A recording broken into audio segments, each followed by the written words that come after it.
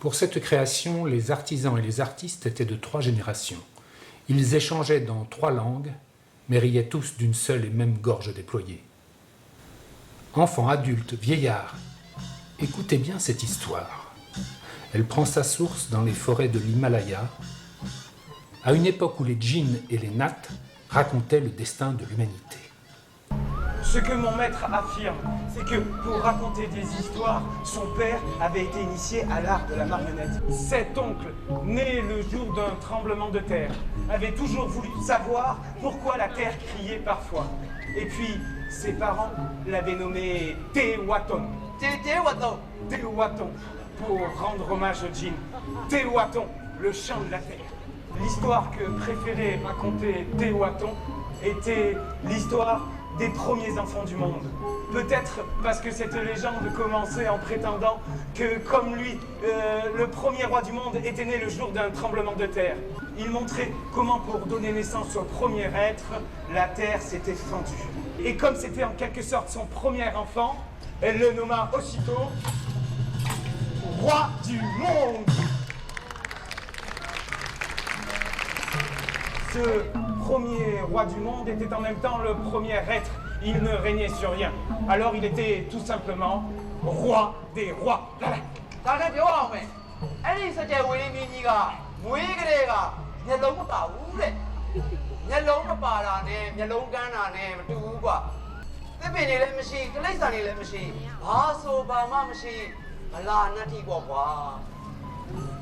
Ce premier être vivant était né sans yeux. Il n'était pas aveugle, non, il n'avait pas Dieu, ce qui n'est pas tout à fait pareil. Il n'avait pas Dieu parce qu'il n'y avait rien à voir, ni devant, ni derrière, ni dessus, rien. Ni plantes, ni animaux, ni nuages, ni oiseaux, ni vent, rien. Pama Machibu. Mais comme un jardinier dans son potager en hiver, le roi des rois s'ennuyait à en pleurer.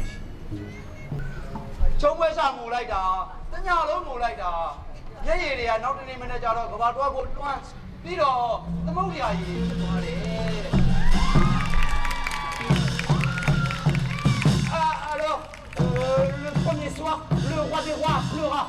Il pleura tellement qu'en une nuit, un océan avait recouvert la moitié de la terre.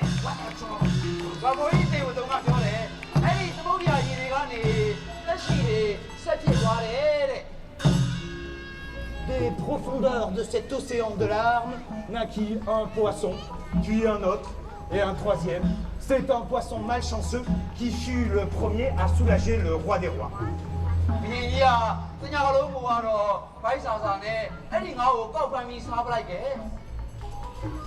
Et comme le roi était affamé d'avoir tant pleuré, il attrapa ce poisson bleu et l'avala aussitôt.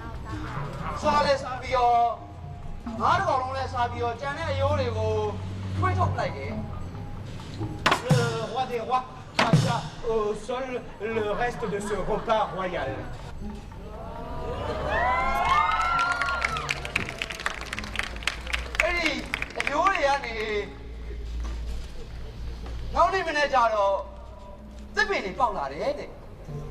Le troisième matin, ces arbres donnèrent des fruits si lourds qu'après en avoir mangé quelques kilos, le roi des rois créa le buffle, les éléphants, et puis là, un jeune, encore un éléphant, un cheval, un tigre, un énorme buffle rouge et blanc, et il les créa pour l'aider à les manger. Tehuaton affirme qu'en 3 nuits, par une de plus, la terre était devenue verdoyante, nourrissante, remuante, murmurante. La 4e nuit, le roi des rois entendit la terre gronder. La terre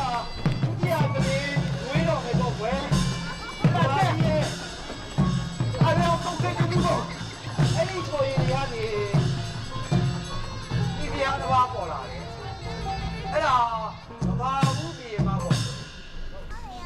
La lave sécha. Et au matin de cette 4e nuit du monde, une reine s'éveilla.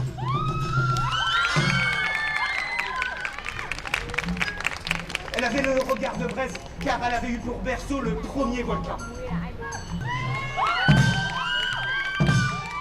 Le jour de sa naissance, En arpentant le monde de son pas assuré, cette première reine du monde fendit le sol en 5 continents. En se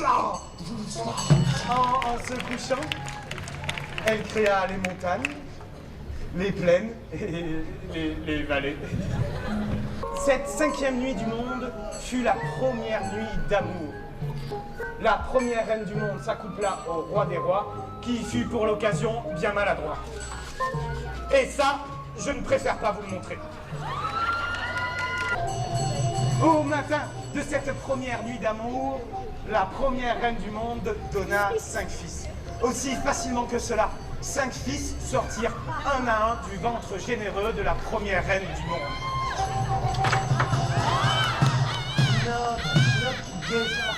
One by one, we say one by one. Le premier était rouge comme la colère.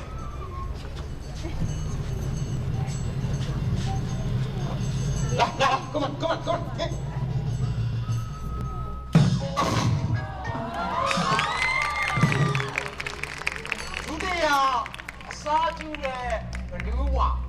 Le deuxième avait la peau jaune comme la méchanceté.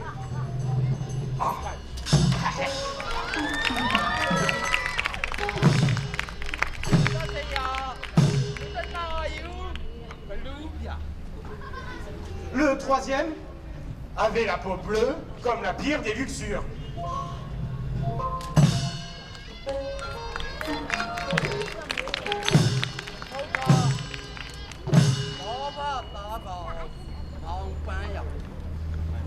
Le quatrième avait le teint pâle comme l'avarice.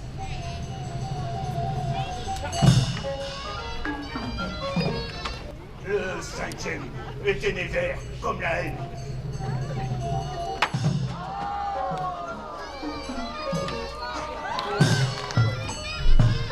Les 5 premiers enfants du monde étaient donc terribles. Ils se disputaient tout le temps, hurlaient la nuit et le matin venu, détruisaient tout ce qu'ils trouvaient sur leur passage, et leur soirée, ils les passaient à se battre comme des singes mal nourris. Le roi des rois, comme il n'y voyait rien, ne s'inquiétait pas trop. Mais la première reine du monde fut si malheureuse d'avoir engendré de tels monstres pour peupler le monde qu'elle retourna dans son volcan pour y dormir à jamais. En chemin, prise de remords, elle façonna avec un peu d'argile une nouvelle reine pour ne pas laisser son roi trop seul et trop insatisfait.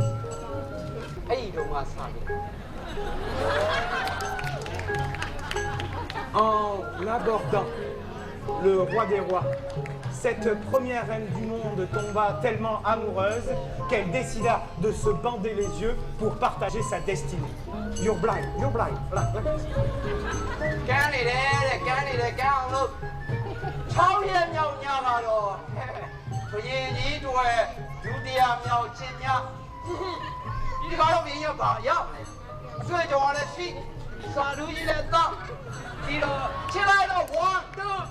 Cette 6e nuit d'amour fut une très très belle nuit. Mais comme le roi s'appliqua un peu plus qu'avec sa première reine, ils inventèrent le plaisir. Les jours passaient et le ventre de la 2e reine du monde grossissait, durcissait, s'alourdissait. Au bout d'une nuit de douleur, une boule de chair ensanglantée finit par jaillir des jambes de la 2e reine du monde. La 2e reine du monde planta posément les 5 morceaux dans 5 pots que lui avait offert le roi des rois.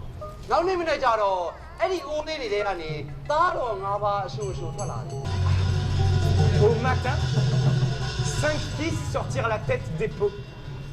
Le premier était si tendre qu'il aida le 2e à sortir de son pot. Le 2e semblait si généreux qu'il donna son bras au 3e qui n'en avait pas. Le 3e était particulièrement intelligent. Il fabriqua un bras pour le 2e qui n'en avait plus. La légende précise que le 4e était si paisible qu'on le remarquait à peine. Le 5e était bien tolérant, car ses 4 frères aînés étaient très beaux, alors que lui n'était vraiment pas terrible. Le monde était maintenant peuplé d'un roi, 2 reines et 10 garçons. 10 frères, 5 guerriers, 5 hommes de paix. 10 frères, 5 menteurs, 5 justes, 5 mauvais garçons, 5 bons fils. La première reine du monde fulminait dans son volcan. Elle était animée d'un très mauvais pressentiment. Les magiciens furent consultés pour savoir à quoi s'en tenir et ce qu'allait devenir le monde, le roi des rois, ses 2 reines et leurs 10 garçons. Les prévisions, lues dans les entrailles d'un poisson, prévoyaient qu'un astéroïde énorme heurterait la Terre et qu'il offrirait au monde 2 sœurs. Et c'est exactement ce qui arriva le 6e jour du monde. La Terre fut heurtée de plein fouet par un astéroïde énorme.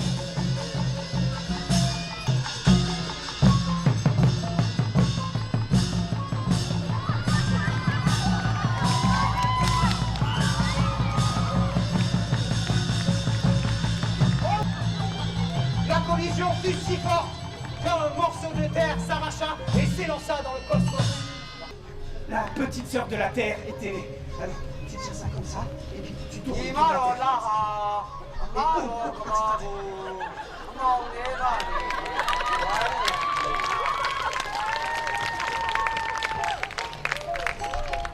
Terre. La Lune était née.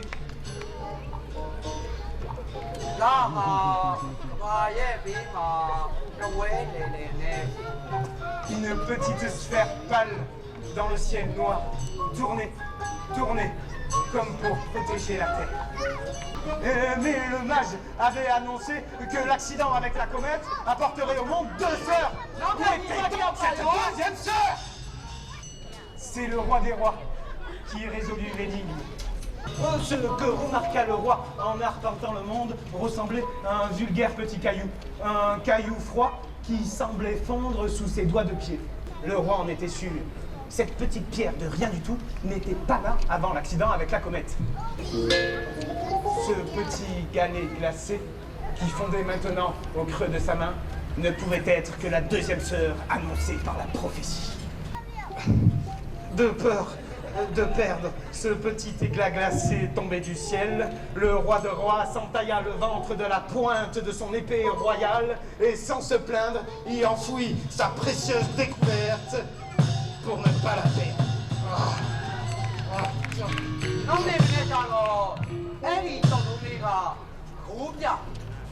Le lendemain, le roi sentit des douleurs pareilles à celles qui avaient enflammé le corps de sa première épouse. Le roi comprit sur le champ qu'il allait accoucher immédiatement.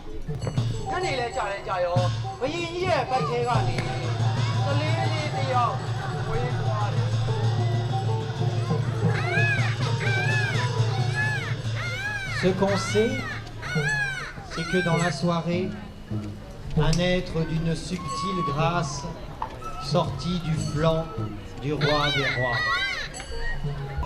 Oui, une femme, belle à retourner le cœur des 10 garçons, était née.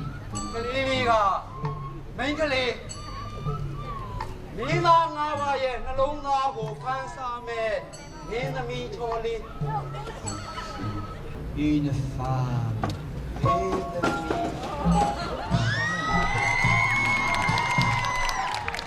Moi, je suis acteur, hein. Je peux très bien la faire, votre créature de rêve.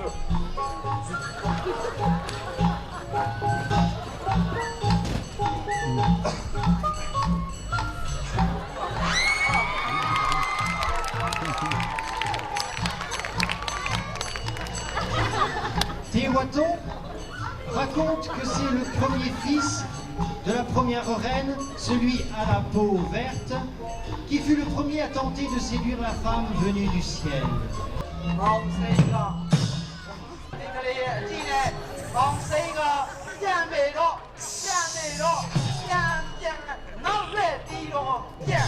Le fils à peau rouge tenta sa chance, mais il croisa le fils à la peau jaune, et la légende raconte que leur duel terrible dura plusieurs années.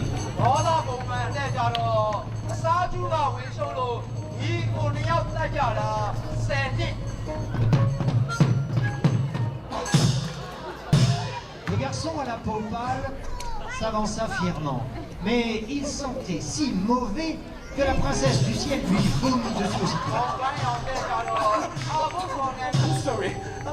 Les 5 bons garçons assistaient à ces jeux de cour avec une vraie tendresse pour leur frère. Leur mère, la deuxième reine du monde, leur suggéra alors qu'il était temps pour eux aussi de trouver une épouse et que l'occasion était fort belle. Mais un à un, les fils du second mariage royal déclinèrent la proposition. Pas que cette femme superbe ne leur convenait pas, non, mais chacun des frères s'éclipsait en prétendant qu'il n'était pas assez ceci ou trop cela. Touchés par leur modestie, attendris par leur visage d'ange, émus par leur délicatesse et ne pouvant se résoudre à n'en épouser qu'un seul, la jeune femme tombée du ciel demanda la main des 5 frères. 5 frères amoureux d'une seule et même princesse, qui aimaient en retour les 5 jeunes hommes.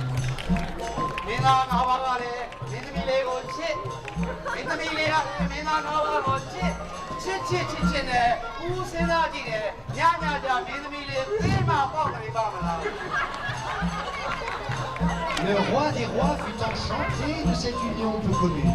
Il organisa un festin dont les poissons, les bœufs et les différents volatiles se souviennent encore tant ils furent cuisinés à toutes les sauces.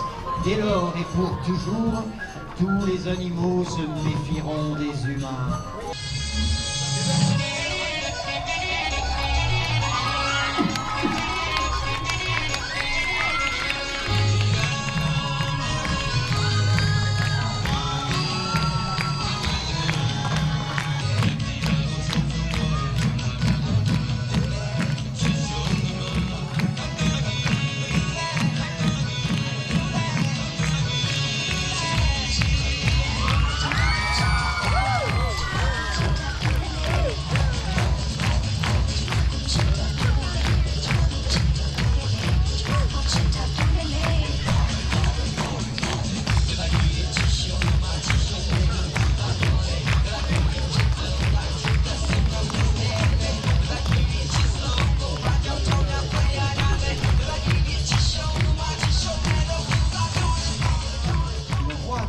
Qui sentait le poisson plus que d'habitude, se leva.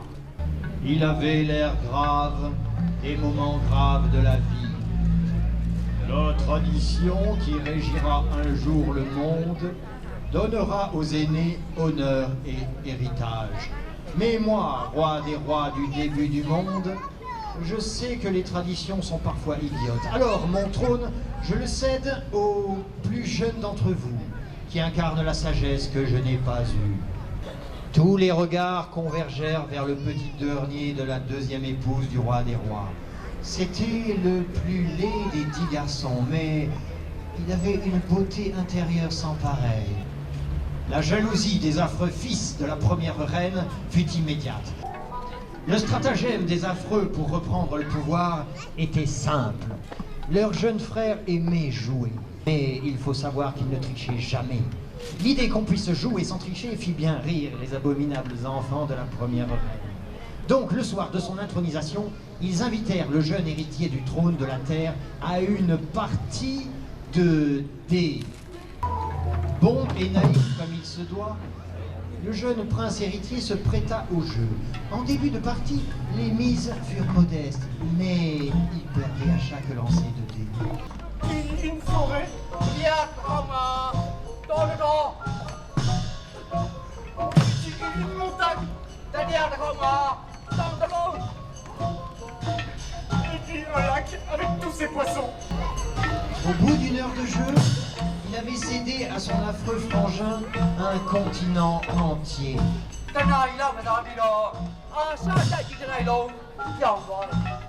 Puis un océan et ses îles prodigieuses. Au petit matin, il ne lui restait plus que son lit.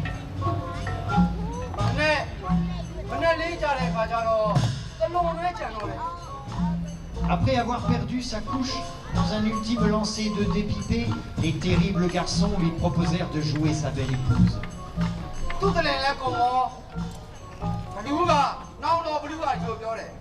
Le jeune héritier, maintenant sans royaume, refusa, en expliquant que sa femme n'était pas à lui, que c'était elle qui les avait choisis, lui et ses frères.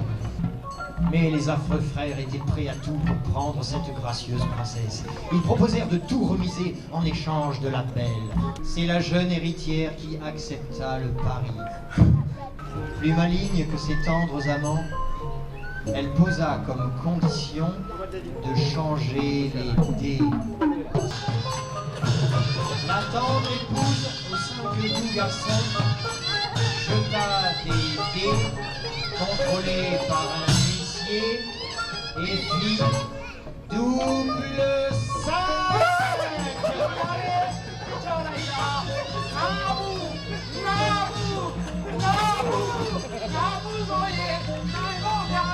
Seul un double 6 était plus fort, une chance sur 6666. Et leurs femmes admirables ne bronchèrent pas lorsque les dés s'immobilisèrent au sol.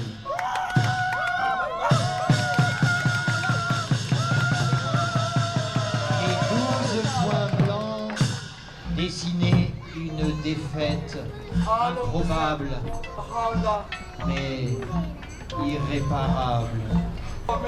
Double 6. Double 6.